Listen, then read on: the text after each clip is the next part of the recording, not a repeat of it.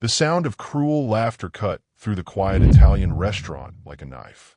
Naomi Brooks sat frozen at the small corner table, her trembling fingers clutching 5 crumpled dollar bills, the only money she had left in the world. Across from her, Brandon's voice grew louder, more mocking, drawing stares from every table around them. $5? Are you seriously kidding me right now? This is beyond embarrassing. What Naomi didn't know was that in the shadows of that same restaurant, a pair of dark eyes watched everything unfold. Eyes that belonged to the most powerful man she'd ever known.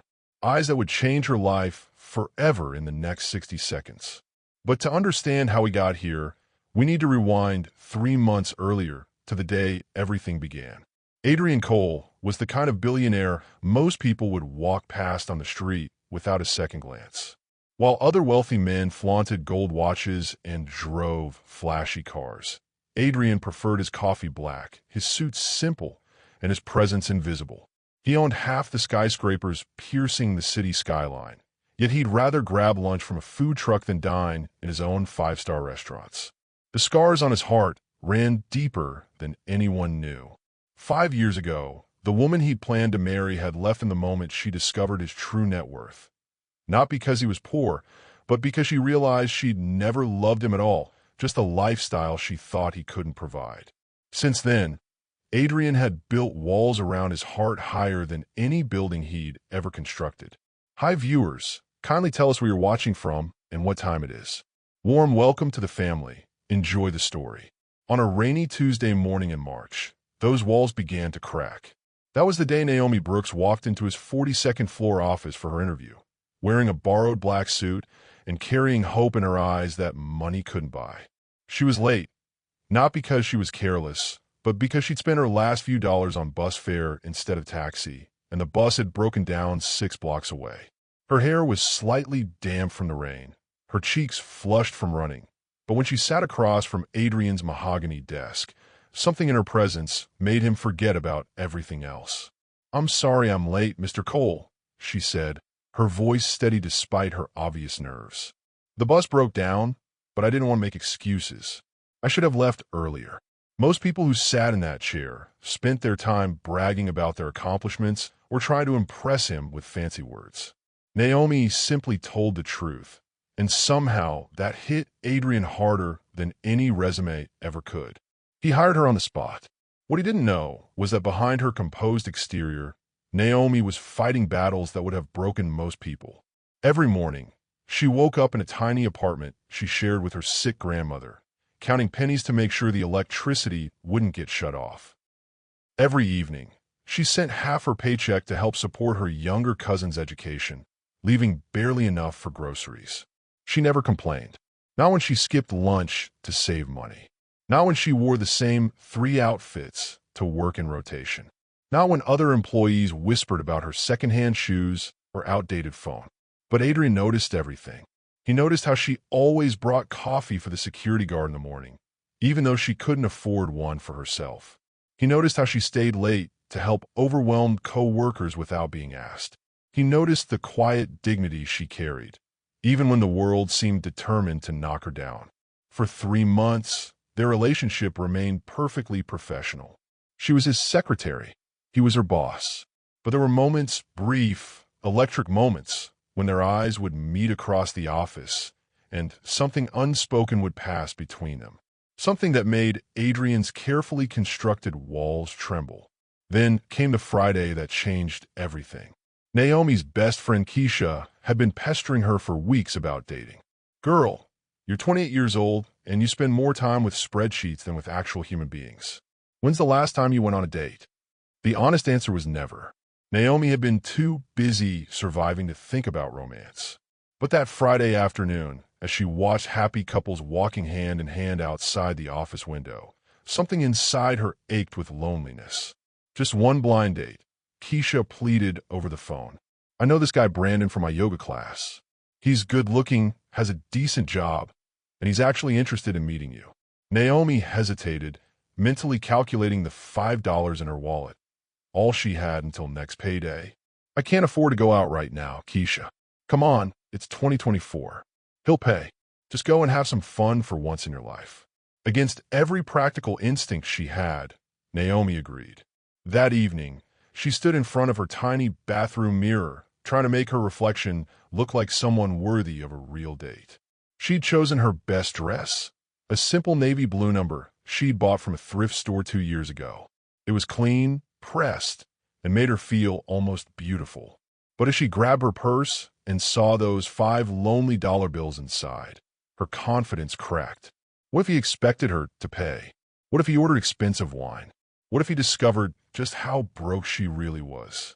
She almost called to cancel 3 different times. Instead, she took a deep breath, whispered a prayer, and headed to Romano's Italian bistro, clutching her purse like it contained her entire future. Brandon was already there when she arrived, sitting at a small table near the window, checking his phone with the bored expression of someone who had better places to be. He looked exactly like Keisha had described, tall, handsome, well-dressed.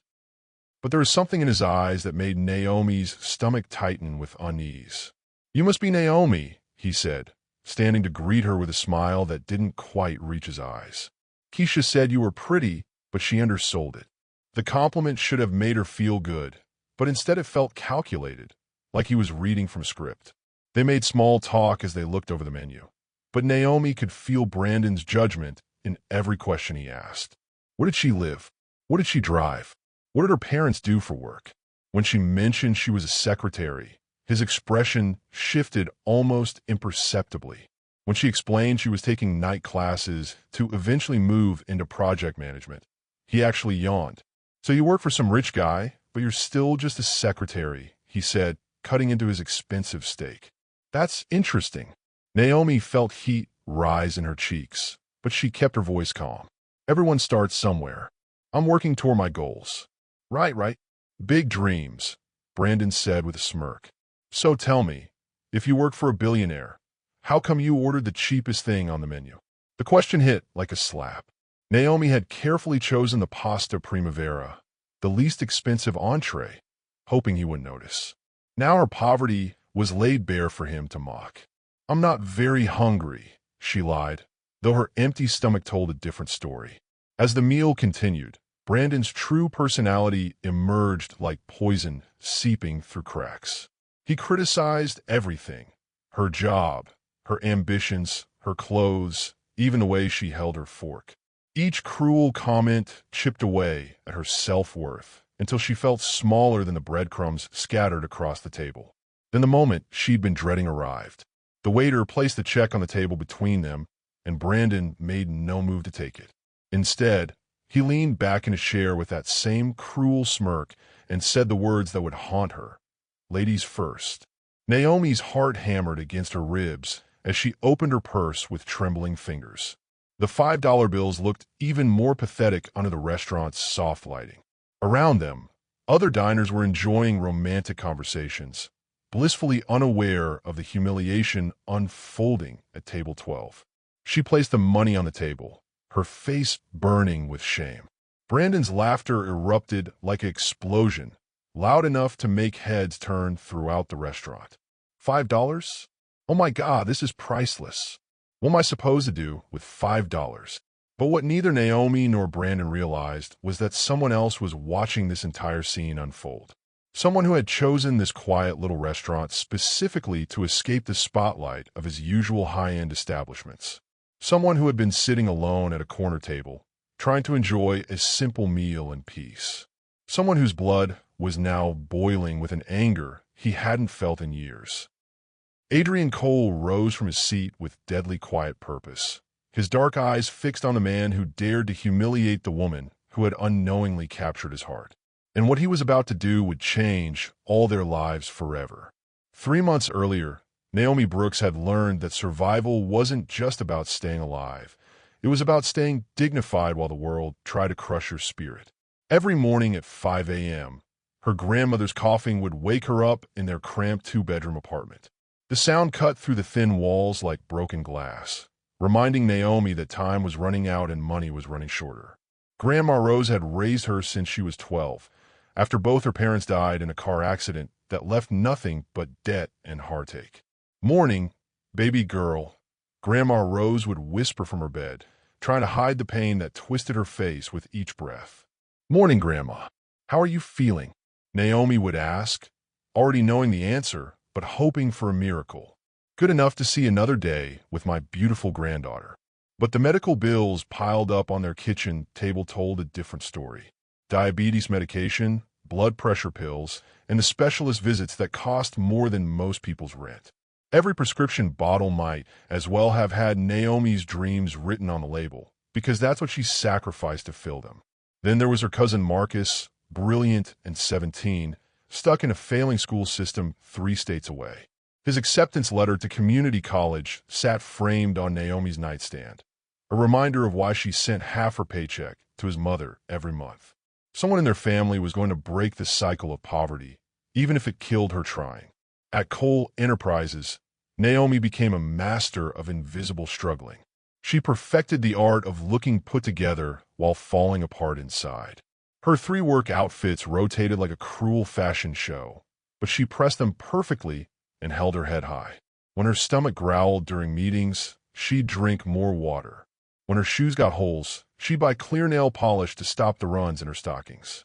But Adrian Cole saw through every carefully constructed facade. He noticed when she declined lunch invitations because she couldn't afford to eat out. He saw her writing grocery lists on the back of office memos, calculating every penny.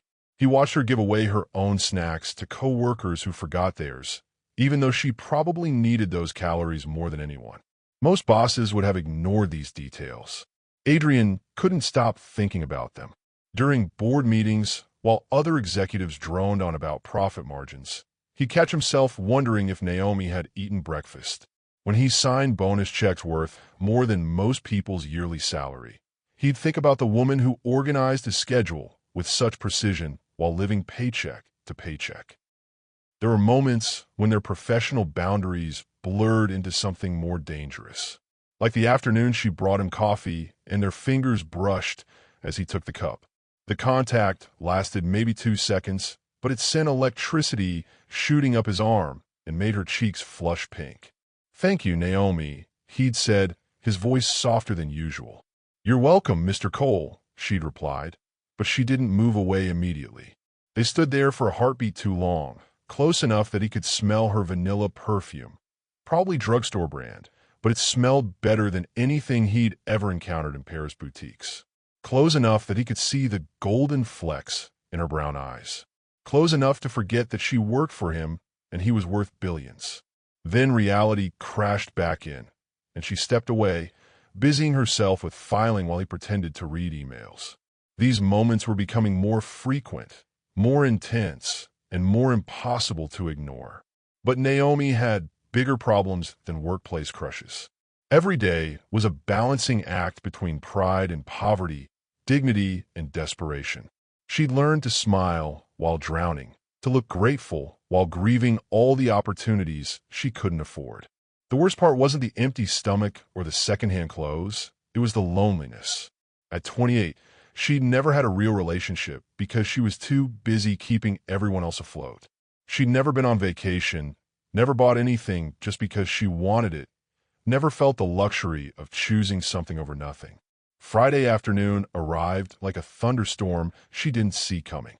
Her phone rang just as she was organizing Adrian's calendar for the following week. "Girl, you need to get a life outside that office." Keisha's voice came through the speaker with the force of a hurricane.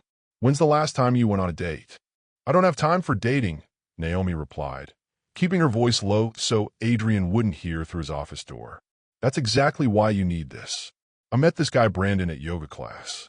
He's cute, he's got a good job, and he asked about you specifically after I showed him your picture." Naomi's heart did something strange, a flutter that felt like hope mixed with terror. "Keisha, I can't afford to go on dates right now. It's 2024, honey. Men still pay for dinner. Just let someone take care of you for once in your life." The phrase hit something deep inside Naomi's chest. When was the last time someone had taken care of her? When had she ever been able to relax and let someone else handle the bill, the plan, the pressure? I don't know. 1 date, 2 hours of your life. If he's terrible, you never have to see him again. But what if he's not? What if this is your chance at something real? Through Adrian's office window, She could see him on a phone call, his brow furrowed in concentration. For 3 months, she'd watched him work, admired his quiet strength, and wondered what it would feel like to be more than just his employee. But men like Adrian Cole didn't date their secretaries. That was fantasy movie nonsense. Maybe Brandon was her reality. Maybe this was her chance to find someone who could love her without her having to hide her struggles. Okay, she heard herself saying. Set it up. But as she hung up the phone and went back to typing Adrian's correspondence, her stomach churned with anxiety that had nothing to do with butterflies.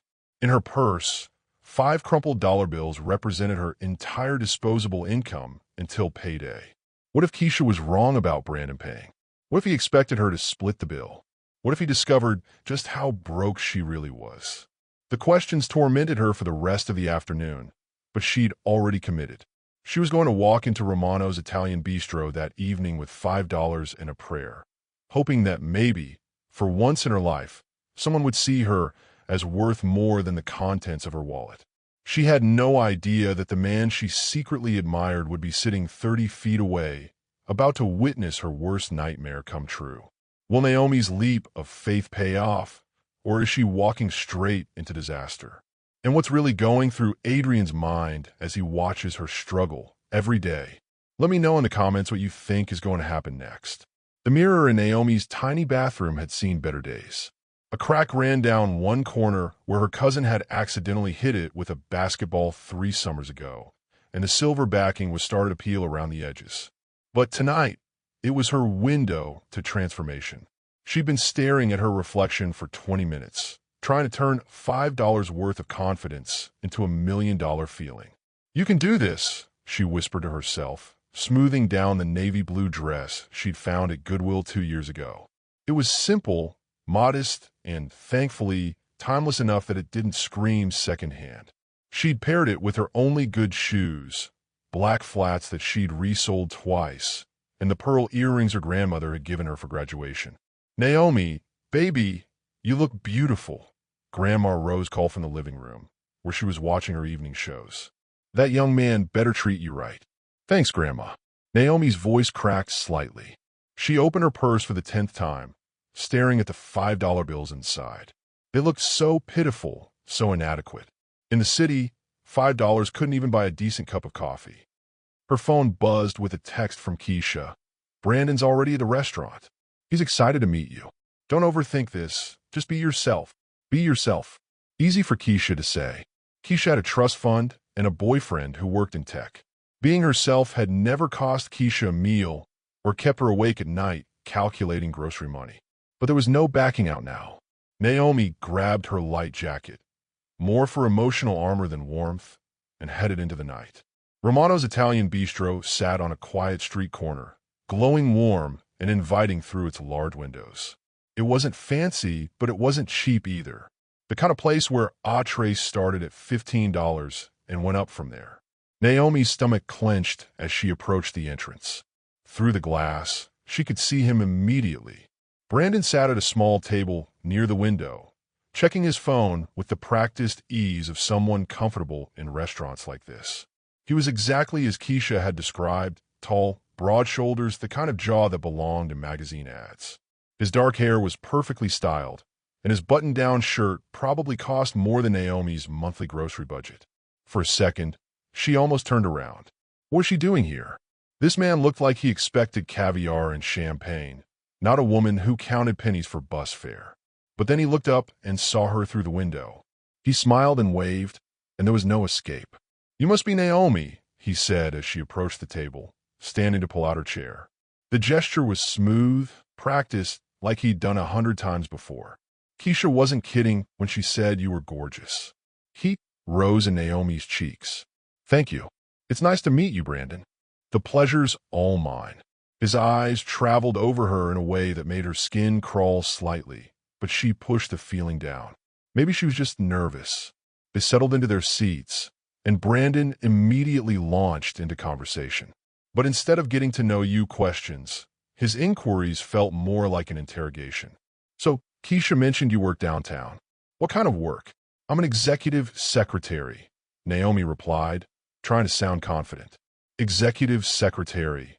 he repeated, like he was tasting the words and finding them lacking. That's administrative work? Yes, but I handle complex scheduling, coordinate with multiple departments, and I'm taking night classes to move into project management. Brandon nodded absently, already studying the wine menu. What kind of car do you drive? The question caught her off guard. I take public transportation mostly. It's better for the environment. The lie slipped out before she could stop it. The truth was she couldn't afford a car, insurance, gas, and parking in the city. Right, very eco-conscious, he said with a smirk that didn't feel like approval. And you live downtown too? I live with my grandmother, Naomi said, deciding honesty was better than more lies she'd have to remember. She's not well, so I help take care of her. Something shifted in Brandon's expression. Not sympathy, something colder. Like he was calculating her worth and coming up short. The waiter approached their table, a friendly man in his 50s with kind eyes. Good evening, folks. Can I start you off with something to drink? I'll have the house red wine, Brandon said without hesitation. She'll have. He looked at Naomi expectantly. Just water, please, she said quickly. Water. Brandon's eyebrows rose. Come on, live a little. Get a glass of wine. I'm fine with water, really. The waiter sensed the tension and nodded diplomatically.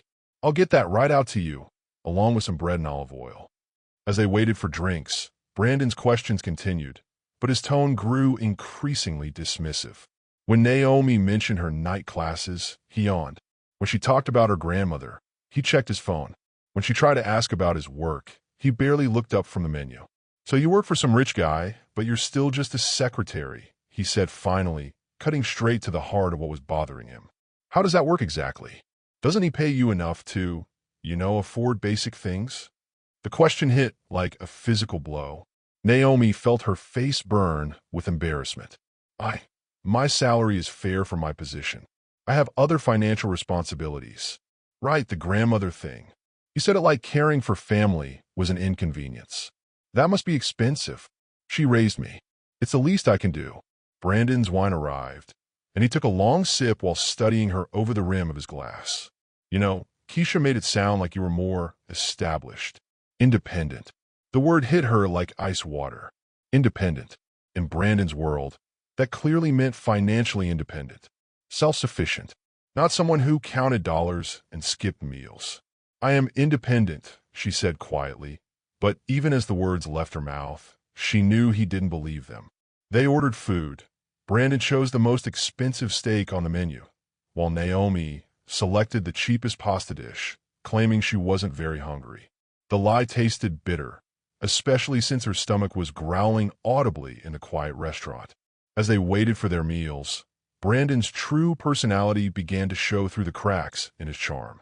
He criticized the restaurant's decor, complained about the service being too slow, and made increasingly cutting remarks about everything from her job to her clothes. That's a nice dress, he said at one point, but his tone suggested the opposite. Very vintage. Each comment was a small cut, and Naomi felt herself shrinking in her chair. This wasn't how dates were supposed to go. Whereas the conversation about dreams, favorite movies, childhood memories? Where was the laughter, the connection, the spark? Instead, she felt like she was being evaluated and found wanting. Their food arrived, and Brandon attacked his steak with gusto while Naomi picked at her pasta, her appetite destroyed by anxiety and humiliation. She kept glancing around the restaurant, watching other couples who seemed to be actually enjoying each other's company. At a corner table, she noticed a man sitting alone, quietly eating his meal. Something about him seemed familiar, but she couldn't place where she might have seen him before. He was well-dressed, but not showy, with dark hair and an air of calm authority. For some reason, his presence made her feel slightly less alone in this nightmare. You're not eating much, Brandon observed, his mouth full of expensive beef. Trying to watch your weight? I'm fine, Naomi replied, pushing food around her plate. Good. I hate it when women order salads and then pick at them. If you're going to order food, you should actually eat it. The criticism stung, especially since she was literally too nervous and humiliated to eat. Everything about this evening felt wrong, from Brandon's casual cruelty to her own desperate hope that maybe, somehow, this could still turn around. But deep down, she knew it was about to get much worse. The waiter began clearing their plates, and Naomi's heart started racing. The moment she'd been dreading all evening was approaching like a storm she could see coming but couldn't escape. Brandon leaned back in his chair, completely satisfied with his meal and apparently with his performance as the world's worst date. He made no move toward his wallet, no gesture that suggested he intended to pay. Instead, he smiled that cruel smile and said the words that would shatter what remained of Naomi's dignity. "Ready for the check?" And in that moment, she knew her $5 were about to become the most expensive lesson of her life.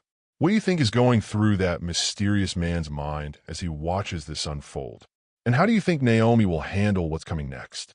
Drop your thoughts below. The check arrived like a death sentence, wrapped in white paper.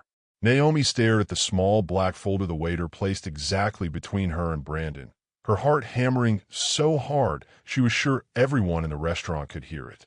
The folder sat there innocent and threatening, like a bomb waiting to explode her already fragile dignity into 1,000 pieces.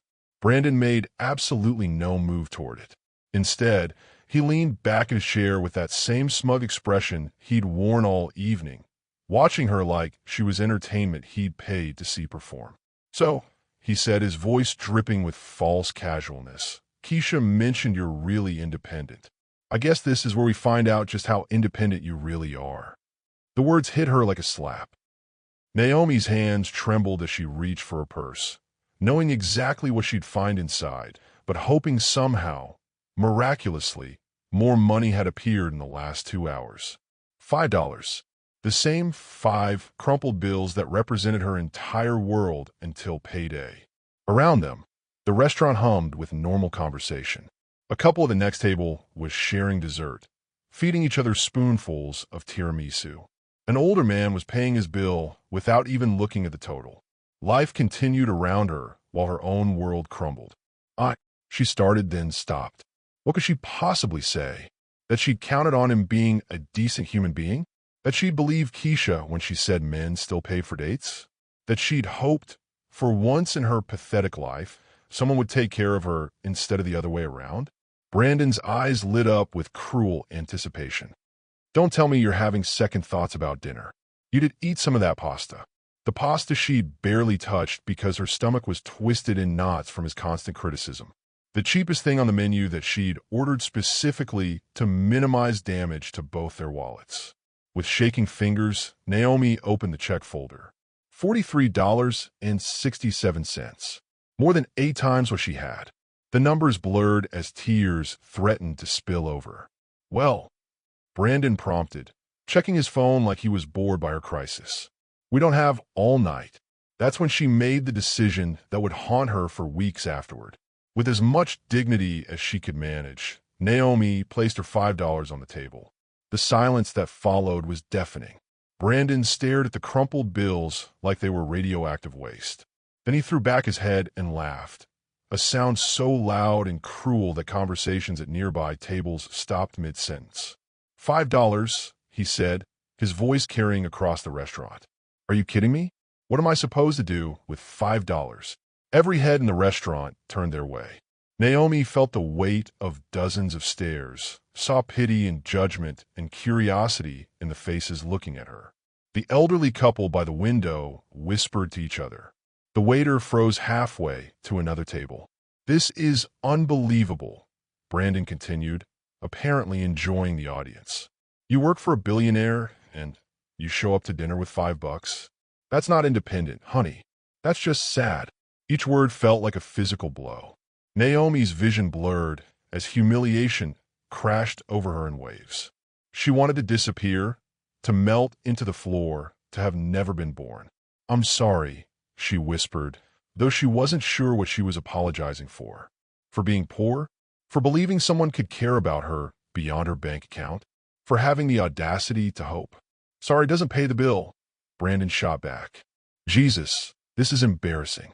I can't believe Keisha set me up with someone so—" He didn't finish the sentence, but his meaning was clear. So worthless, so pathetic, so beneath him.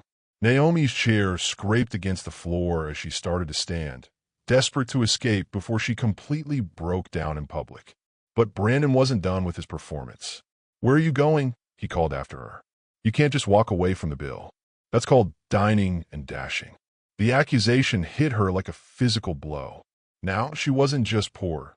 She was a criminal too, in his twisted narrative. I can wash dishes," she stammered, the words barely audible. "I can work it off." The suggestion made Brandon laugh even harder. "Oh, this keeps getting better. The secretary wants to wash dishes to pay for her $5 contribution to dinner." But what neither Naomi nor Brandon realized was that someone else had been watching this entire scene unfold. Someone whose blood pressure had been rising with every cruel word, every humiliating laugh, every moment of torture inflicted on the woman who had unknowingly captured his heart. In the corner of the restaurant, Adrian Cole had been trying to enjoy a quiet meal away from the spotlight of his usual five-star establishments. He'd chosen Romano's specifically because it was small, intimate, and far from the circles where everyone knew his name and his net worth. He noticed Naomi the moment she walked in, of course. How could he not?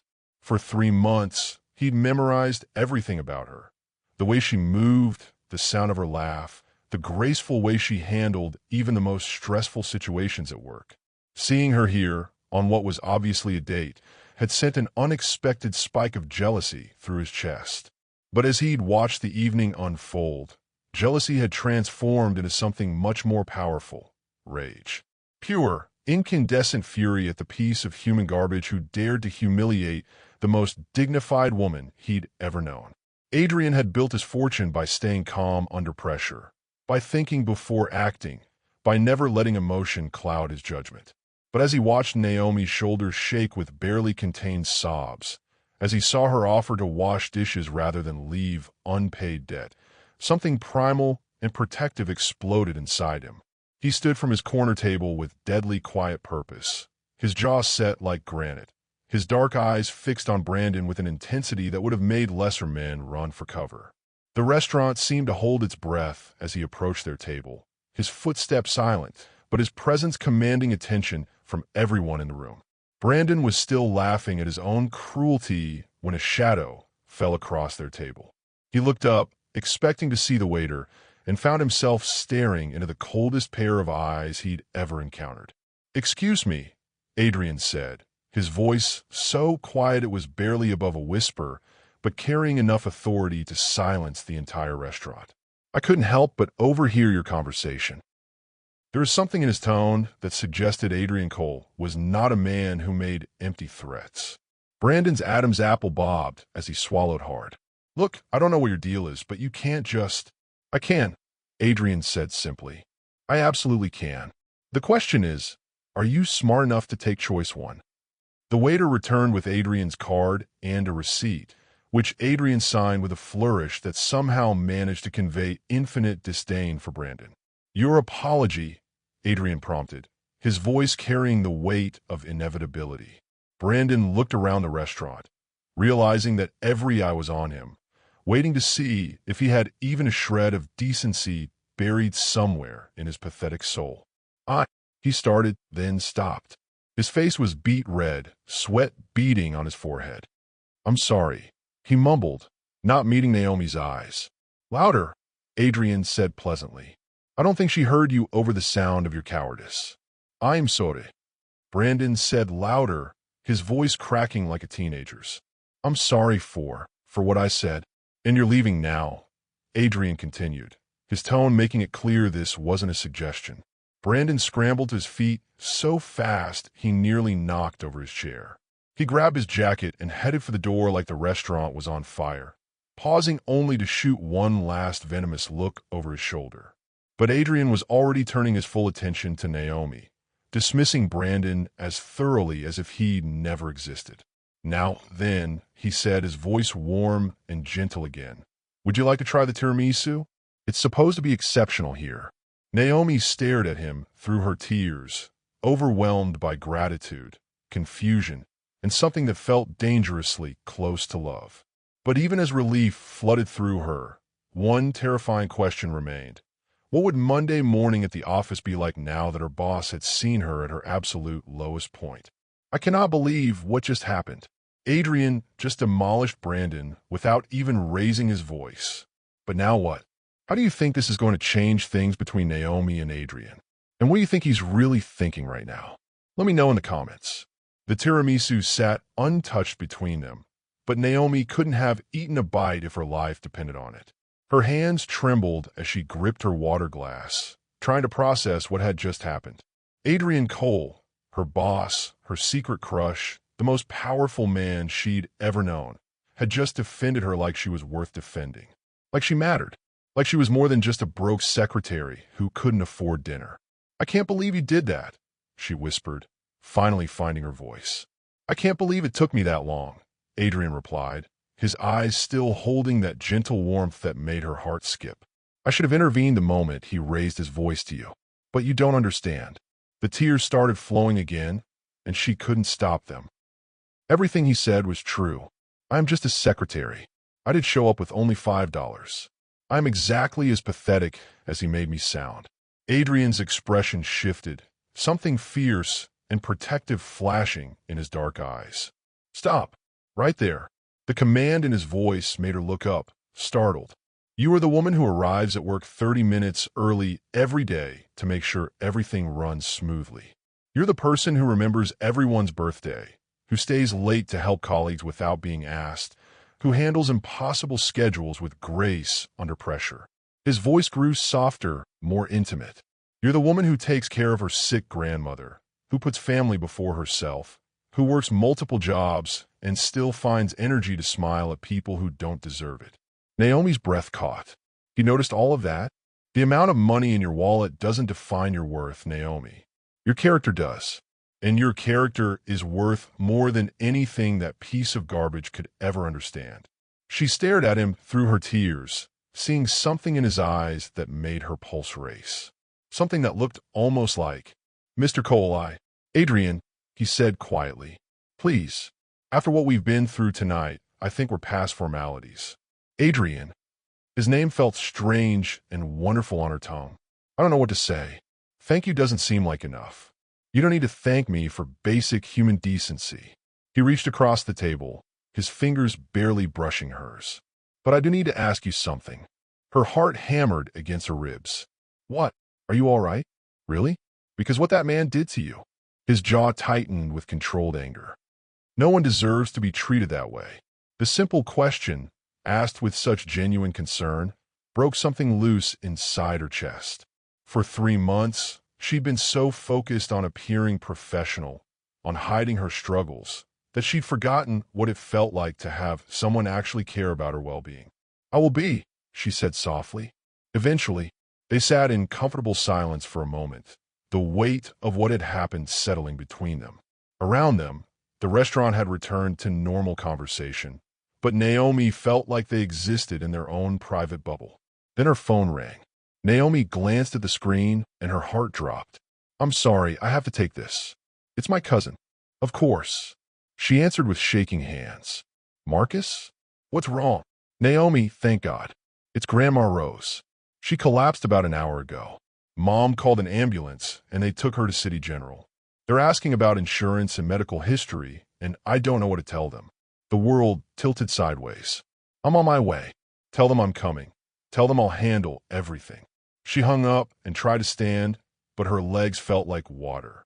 Adrian was beside her instantly, his hand on her elbow to steady her. "What happened?" "My grandmother. She's in the hospital. I have to go." She fumbled for her purse, her mind racing. How would she get there? The buses would take forever. A taxi would cost money she didn't have. And, "I'll drive you," Adrian said simply. "What? No, I can't ask you to." "You're not asking. I'm offering." His voice brooked no argument. "Come on." The next thing she knew, they were walking through the cool night air toward a sleek black sedan parked half a block away. Adrian held the passenger door open for her, and she slid inside, still in shock from the evening's emotional whiplash. The interior smelled like expensive leather and his cologne, something subtle and masculine that made her head spin. As he started the engine, she caught sight of his profile in the dashboard lights. Strong jaw, focused eyes, hand steady on the steering wheel despite everything that had happened. "The hospital on 5th Street?" he asked. Yes. Adrian, I can't tell you how much this means to me. You don't have to. He pulled into traffic with smooth precision. Tell me about your grandmother. As they drove through the city streets, Naomi found herself opening up in a way she'd never done with anyone. She told him about Grandma Rose raising her after her parents died, about the woman's strength and wisdom and unconditional love, about the medical bills that never seemed to end, the constant worry about money, the fear that she was failing the person who had sacrificed everything for her. She sounds like an incredible woman, Adrian said quietly. She is. She's the strongest person I know. When my parents died, everyone said I should go into foster care, but she fought for me. Worked 3 jobs to keep us afloat. Never let me feel like a burden, even when I knew money was tight. That's where you get it from. Get what? Your strength, your grace under pressure, your ability to put others before yourself, even when you're struggling. The words hit her like a gentle caress. No one had ever described her as strong before. Most days she felt like she was barely holding on. I don't feel very strong right now, she admitted. Strength isn't about not being scared or overwhelmed. It's about doing what needs to be done despite being scared and overwhelmed.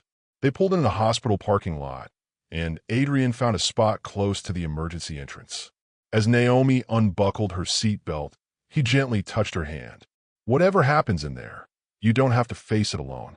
She looked at him, this powerful man who had no reason to care about her problems, who could be anywhere else in the world, but chose to be here with her in her moment of crisis. Why are you doing this? She whispered. For a moment, his professional mask slipped, and she saw something raw and vulnerable in his eyes, something that made her breath catch and her heart race. Because, he said quietly, you matter, Naomi, more than you know. Before she could process what that meant, they were walking through the sliding glass doors of the emergency room, and she was about to discover that some nights change everything, and some conversations happen too late. Will Grandma Rose be okay? And what did Adrian mean when he said Naomi matters more than she knows? The tension is killing me. What do you think is going through both their minds right now? The hospital's fluorescent lights cast everything in harsh, unforgiving white as Naomi rushed toward the information desk, Adrian close behind her. The antiseptic smell hit her like a wall of memories. All the time she'd brought Grandma Rose here for checkups, treatments, emergencies that stretched their budget beyond breaking. Rose Brooks, she said breathlessly to the nurse behind the desk. She was brought in about an hour ago. The nurse's fingers flew over her keyboard. Are you family? I'm her granddaughter, Naomi Brooks. Room 247. Take the elevator to the 2nd floor, turn right. They hurried toward the elevators, Naomi's heels clicking against the linoleum in a staccato rhythm that matched her racing heart. Adrian stayed beside her, a steady presence in the chaos of her panic. She's going to be okay, he said quietly as they waited for the elevator. You don't know that. The words came out sharper than she intended, fear making her voice crack. Her diabetes has been getting worse. Her blood pressure is through the roof, and the medications are so expensive that sometimes she skips doses to save money. The elevator doors opened, and they stepped inside.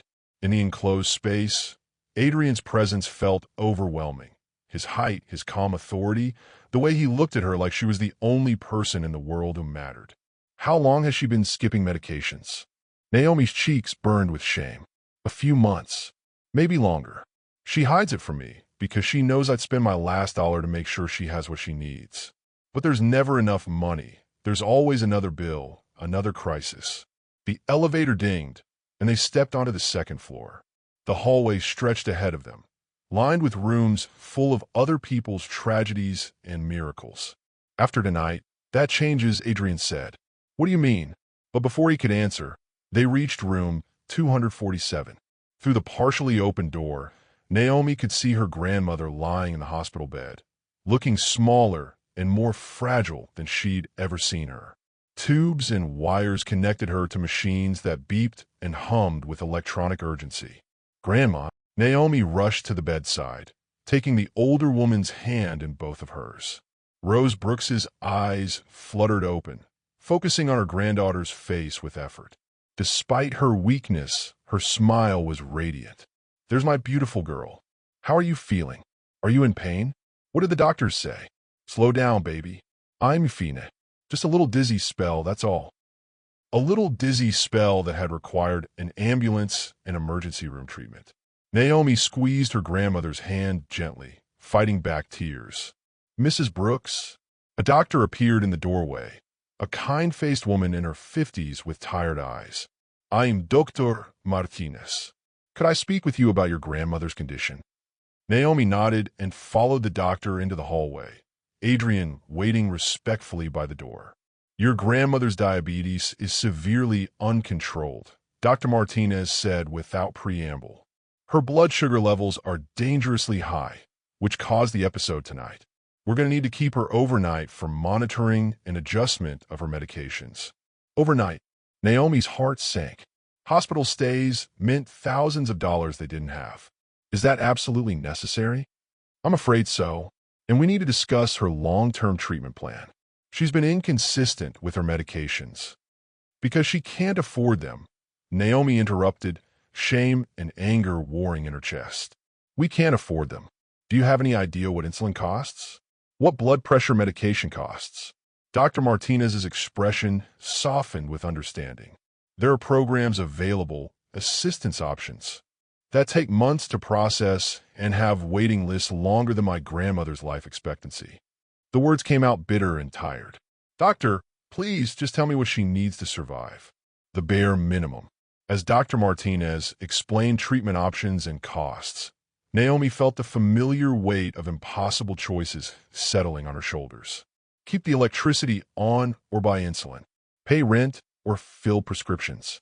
Choose between her grandmother's life and her cousin's education.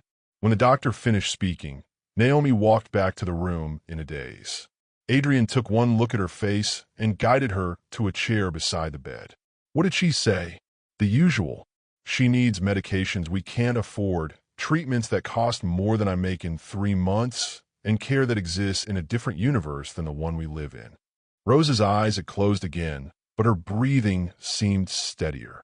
In sleep, she looked peaceful, unaware of the financial crisis her health had created. "Tell me about the medication she needs," Adrian said quietly. "Adrian, you don't understand. This isn't your problem. Maybe not, but you're my—" He stopped, the words hanging unfinished between them. "You're important to me, Naomi. Your family is important to me." The weight of his unfinished sentence pressed against her chest. She was his what? Employee? Friend? Something more that he couldn't say in a hospital hallway?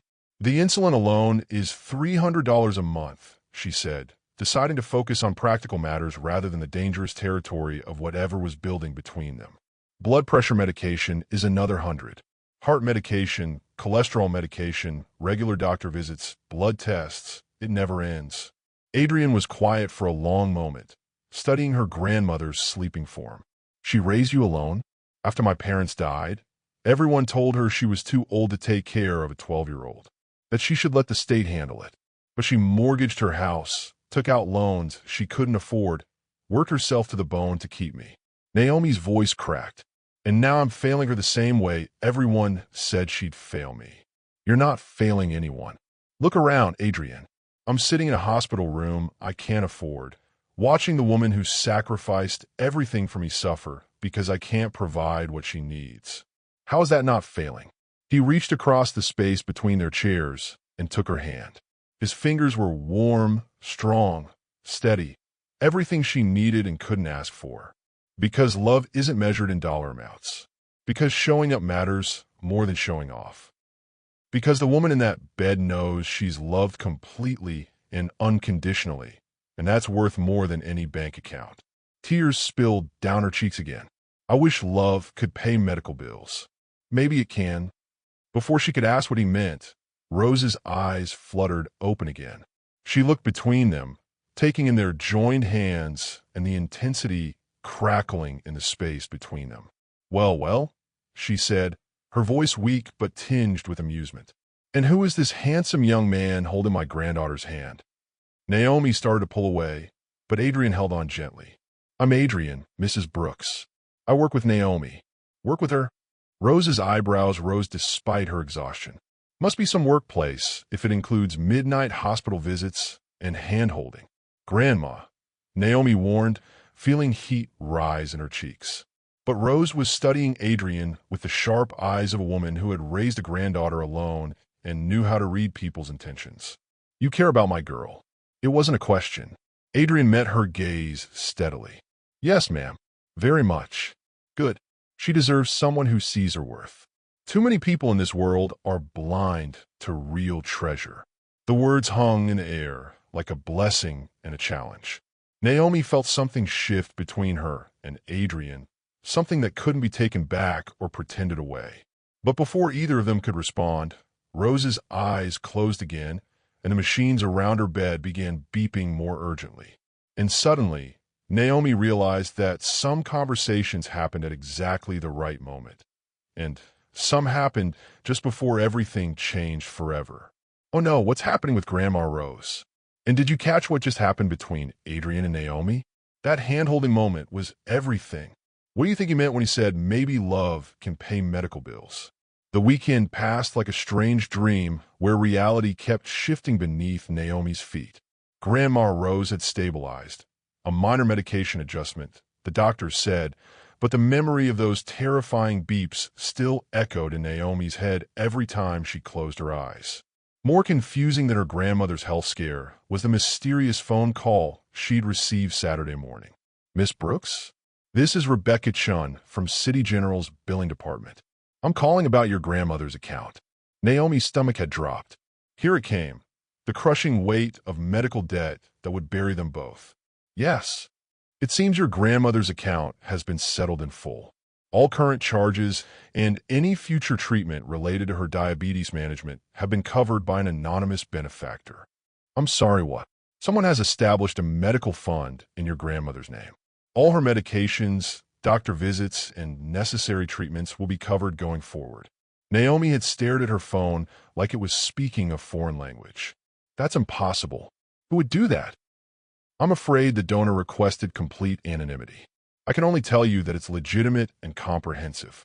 Now, it was Monday morning, and she was sitting in her car outside Cole Enterprises, trying to work up the courage to face Adrian. Her hands shook as she gripped the steering wheel, replaying every moment from Friday night. The way he defended her against Brandon. The gentleness in his voice at the hospital. The moment he'd taken her hand and refused to let go. The way he'd looked at her grandmother like family instead of burden. And then there was the impossible phone call about medical bills that had magically disappeared. She knew. Deep down, she knew exactly who had made that anonymous donation. The question was, what did it mean?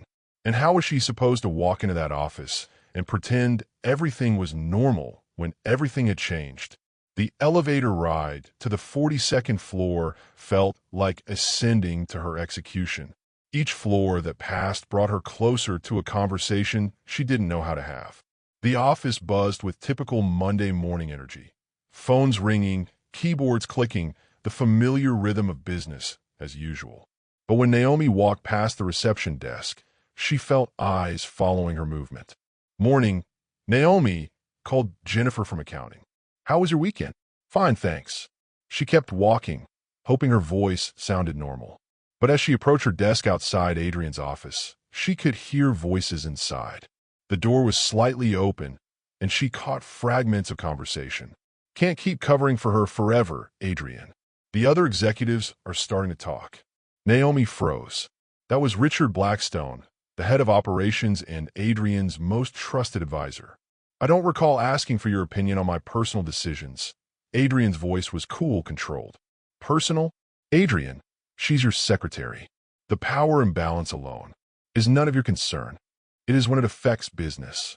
Do you have any idea what people are saying?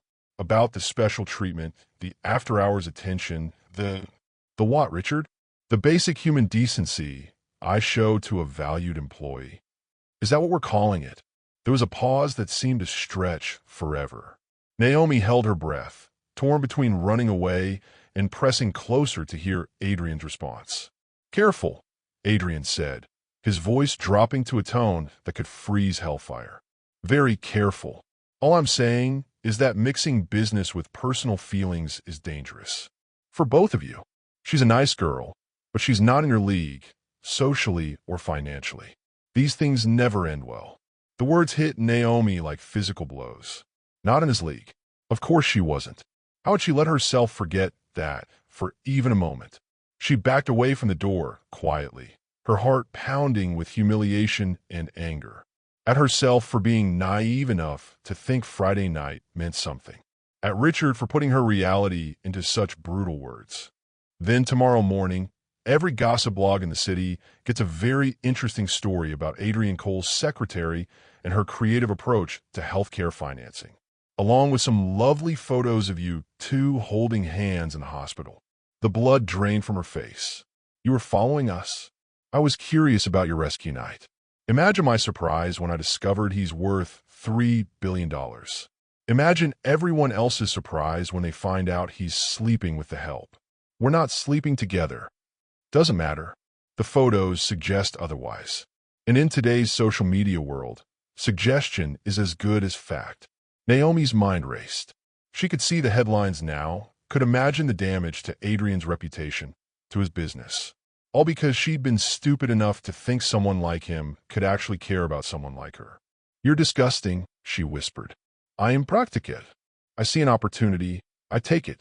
Your boyfriend has money. I need money. You're going to be the bridge between us. And if I refuse? Brandon pulled out his phone and showed her the screen. There was a photo of her and Adrian in the hospital parking lot, his hand on her back as he guided her toward the entrance.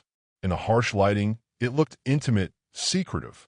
This goes public, along with a very detailed account of your dinner date and subsequent rescue. I'm thinking the headline will be something like Billionaire's Secret Affair. CEO Adrienne Cole's scandalous relationship with his employee. Her hands shook as she stared at the photo. This would destroy him. It would certainly cause problems. Stock prices might fluctuate. Business partners might ask uncomfortable questions. Board members might lose confidence. The implications crashed over her like a wave. Adrian had worked his entire life to build his empire, and she would be the one to bring it crashing down. All because she'd been foolish enough to go on a blind date with $5 and a prayer. What exactly do you want from me? Nothing too complicated. A few introductions. Maybe an invitation to some exclusive events. Access to people with deep pockets and investment opportunities. I'm just a secretary. I don't get invited to those kinds of events. But her boyfriend does. And if he cares about you as much as these photos suggest, he'll want to keep you happy. Especially when the alternative is public humiliation for both of you. Naomi felt trapped, cornered like an animal with nowhere to run. Every option led to disaster. For herself, for Adrian, for everyone she cared about. I need time to think. Time's a luxury you don't have. I want an answer tonight. Tonight. There's a charity gala this weekend at the Meridian Hotel. Very exclusive, very expensive, lots of wealthy people looking to network. Your boyfriend will be there. I checked the guest list. You're going to make sure I get an invitation. I can't do that. You can, and you will. Unless you'd prefer to see how Adrian Cole handles having his private life splashed across every gossip site in the country. Naomi stared at him, hatred burning in her chest like acid. You're threatening to destroy an innocent man's reputation because you can't handle being embarrassed in a restaurant. I'm making a business proposition. Your cooperation in exchange for my discretion. This is blackmail. This is opportunity management. I have something you want, my silence. You have something I want, access. We make a trade. Around them, people chatted and laughed, oblivious to the nightmare unfolding at their corner table. Naomi watched a young couple sharing a dessert, their faces bright with new love, and felt her heart break for what she'd thought she might have found with Adrian. 48 hours, Brandon said, standing up. Give me that invitation, or watch your boyfriend's world burn. Your choice. He walked away without looking back, leaving her sitting alone with the weight of an impossible decision. She could go to Adrian, tell him everything, let him handle Brandon the way he'd handled him at the restaurant. But that would mean admitting she'd been naive enough to fall for a man so far out of her league that even being seen with him was dangerous. She could refuse Brandon's demands and let him publish his story. But that would destroy Adrian's reputation and potentially his business, all because he'd shown kindness to someone who didn't deserve it. Or she could find a way to get Brandon what he wanted, compromising her integrity, but protecting the man who had somehow managed to capture her heart. As she walked out of the coffee shop into the evening air, Naomi realized that sometimes the people we love most are the ones we have to hurt to protect. And tomorrow, she was going to have to look Adrian in the eye and pretend that her heart wasn't breaking into a million pieces. This is absolutely heartbreaking. Naomi is trapped between protecting Adrian and compromising herself. What would you do in her situation? Do you think she should tell Adrian the truth or try to handle Brandon on her own? The tension is killing me. The Meridian Hotel's grand ballroom glittered like a jewelry box, all crystal chandeliers and golden light reflecting off champagne glasses and designer gowns. Naomi stood at the entrance in a dress she'd borrowed from Keisha, trying to blend into the crowd of people who belonged in places like this. She didn't belong here. She'd never belonged in Adrian's world, and tonight that truth felt more obvious than ever. For 2 days, she'd wrestled with Brandon's ultimatum. 2 days of sleepless nights and impossible choices. In the end, she'd done the only thing she could think of. She'd told Adrian that a potential client had requested invitations to the charity gala, someone interested in major investments who wanted to meet him in a social setting. The lie had tasted like poison in her mouth. Now Brandon was somewhere in this crowd, probably schmoozing with wealthy donors and pretending to be someone worth knowing. And she was about to watch him use Adrian's kindness against him. "You look beautiful tonight." The voice behind her sent familiar shivers down her spine. She turned to find Adrian standing there in a perfectly tailored tuxedo, looking like he'd stepped out of a magazine. But it was the warmth in his eyes that made her breath catch, the same warmth she'd been trying to forget for 2 days. "Thank you," she managed. "You clean up pretty well yourself." His smile was soft, intimate, like they shared a secret the rest of the world couldn't understand. "I'm glad you're here. It's part of my job, isn't it? Facilitating meetings with potential clients." Something flickered in his expression. "Is that why you think you're here?" Before she could answer, a voice cut through the crowd like a knife. "Adrian Cole, there you are." They both turned to see Brandon approaching, looking perfectly at home in his rented tuxedo and borrowed confidence. "Brandon Morrison," he said, extending his hand to Adrian with practiced charm. "We met briefly the other night, though under less pleasant circumstances." Adrian's entire demeanor shifted. His smile vanished, his shoulders straightened, and suddenly he looked like exactly what he was, a billionaire who could destroy someone's life with a phone call. "Mr. Morrison." Adrian's voice was arctic. "I'm surprised to see you here. Your lovely assistant was kind enough to arrange an invitation. Naomi's been so helpful in facilitating our introduction." The words hit Adrian like physical blows.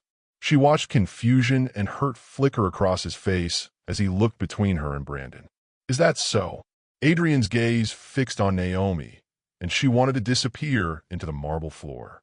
"Naomi's told me so much about your business," Brandon continued, oblivious to the tension crackling around them.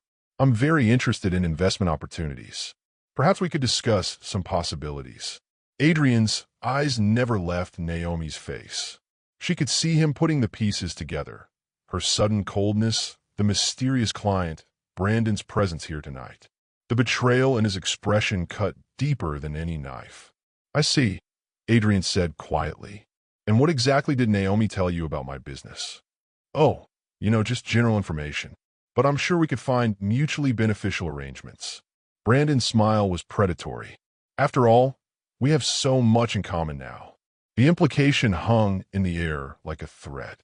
Naomi felt sick, watching Adrian realize that she'd been the one to bring this snake into his world. "If you'll excuse us," Adrian said, his voice deadly calm. "I need to speak with my assistant privately." He took Naomi's elbow with gentle firmness and guided her away from Brandon, through the crowd, toward a quiet alcove near the windows. But instead of the explosion she expected, he simply stood there, looking at her with an expression she couldn't read. "Why?" he asked finally. "Adrian, I can explain." "Can you?" "Because from where I'm standing, it looks like you brought the man who publicly humiliated you to a charity gala, so he could pitch me business deals. His voice was quiet, controlled, but she could hear the hurt underneath. Help me understand that. She opened her mouth to tell him everything about the threats, the photos, the impossible choice she'd been forced to make. But the words stuck in her throat. How could she explain that she'd been trying to protect him when it looked like the ultimate betrayal? He said he was interested in legitimate investments. She lied, hating herself for each word. I thought it might be good for business. Good for business. Adrian repeated the words like they tasted bitter. After what he did to you, you thought bringing him here would be good for business. Yes. I don't believe you. The words hit her like a slap. She stared at him, seeing her own pain reflected in his eyes, and realized that sometimes the truth was a luxury she couldn't afford. Believe what you want, she said, fighting to keep her voice steady. I did what I thought was best. For whom? For me? For yourself? Or for him? Before she could answer, Brandon appeared beside them like a bad omen in an expensive suit. Sorry to interrupt, he said with false cheerfulness, but I was hoping we could continue our conversation, Adrian. I have some very interesting proposals that I think you'll want to hear. Actually, Adrian said, never taking his eyes off Naomi. I think we're done here. All of us. He walked away without another word, leaving Naomi standing with Brandon in the golden light of the ballroom, feeling like her heart had been ripped out and displayed for everyone to see. Well, that went well, Brandon said sarcastically. Looks like your boyfriend isn't as understanding as you hoped. You got what you wanted, Naomi said dully. An introduction. Now, leave me alone. Oh, honey, this is just the beginning. One introduction doesn't pay for all the damage you and your boyfriend caused to my reputation. She stared at him in horror. You said, I said I want an invitation to the gala. Mission accomplished.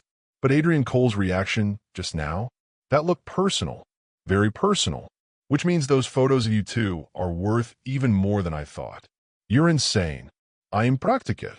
And now that I've seen how he looks at you, how protective he gets, I think it's time we renegotiated our arrangement. Naomi felt the walls closing in around her. She'd sacrificed her relationship with Adrian to protect him, and it hadn't been enough. Brandon would never stop, never be satisfied, never leave them alone, unless she ended this herself. No, she said quietly. Excuse me? I said no. I'm done playing your games. She lifted her chin, channeling every ounce of strength her grandmother had taught her. Publish your photos. Tell your stories. Do whatever you want. But I'm not helping you hurt him anymore. Brandon's face darkened with rage. You'll regret this decision. I already regret every decision that brought me anywhere near you. She walked away from him with as much dignity as she could manage, knowing that she'd just sealed both their fates. By tomorrow, Brandon would have his revenge. Adrian's reputation would be in ruins, and it would all be her fault. But at least she'd stop being the weapon used against him. She found Adrian on the hotel's terrace, standing alone at the railing, looking out at the city lights. The cool night air carried the sounds of traffic and life continuing below, oblivious to the drama playing out above. I quit, she said without preamble. He didn't turn around. Is that what you want? It's what's best. For whom? For everyone. Now he did turn, and the pain in his eyes nearly brought her to her knees. What aren't you telling me, Naomi? For a moment, she almost broke. Almost told him everything about Brandon's blackmail, about the photos, about the impossible choice between protecting him and protecting herself, about how she'd fallen in love with him despite every reason she shouldn't have. Instead, she said, I'm telling you that I resign, effective immediately. I'll pack my things tomorrow. Just like that. Just like that. They stood there in silence. Two people who had somehow found each other across an impossible divide, watching everything fall apart because the divide had been too wide after all. You matter to me, Adrian said finally, his voice barely above a whisper. More than you know, more than I should probably admit. The words she'd longed to hear, spoken at the exact moment when they could do nothing but break her heart more completely. I know, she whispered back. That's why I have to go.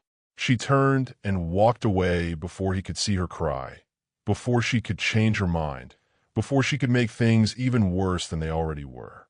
Behind her, She heard him call her name once, soft and desperate. But she didn't turn around. Some kinds of love, she'd learned, required sacrifice. And sometimes the greatest sacrifice was walking away from the only person who had ever made you feel like you were worth loving. 2 months later, Naomi sat in a small cafe across town, reading the morning paper. Adrian's name was in the business section. Some new deal, some record-breaking acquisition. His empire continued to grow, untouched by the scandal that had never materialized.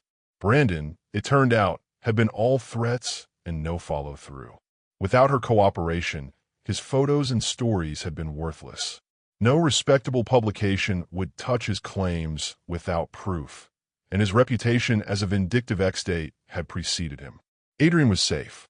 His business was safe.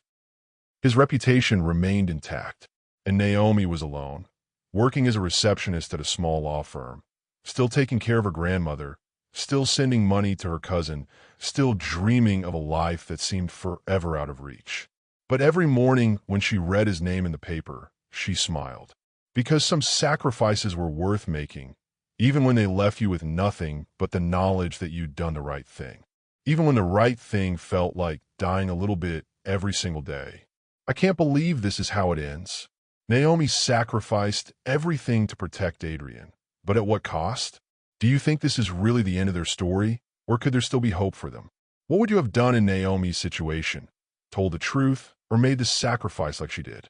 This has been such an emotional journey, and I hope it's inspired you to think about love, sacrifice, and what we're willing to do for the people who matter most to us.